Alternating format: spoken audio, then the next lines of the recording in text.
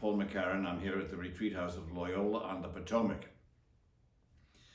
The Easter season closes with the Feast of Pentecost. That's May 23rd.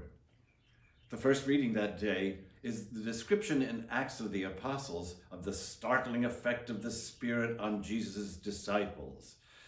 You remember the scene. Luke says that the foreign-speaking crowds visiting Jerusalem for the Feast of Pentecost, that's the harvest festival held 50 days after Passover, they were astonished when all of them could understand what the disciples were saying. Filled with the Spirit, they were speaking tongues.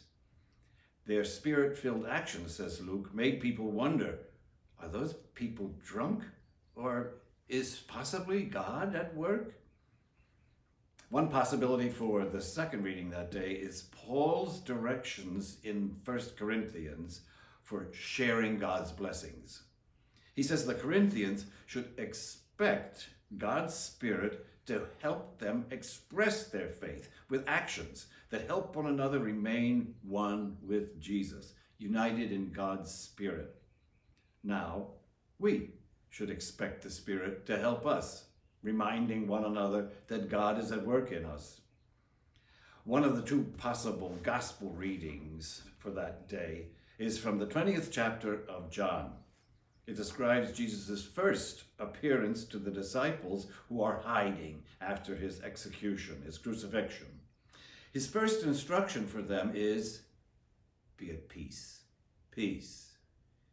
He then asks them to receive the Holy Spirit, the Comforter that he promised at the supper, and then he describes how to live in the peace of the Holy Spirit.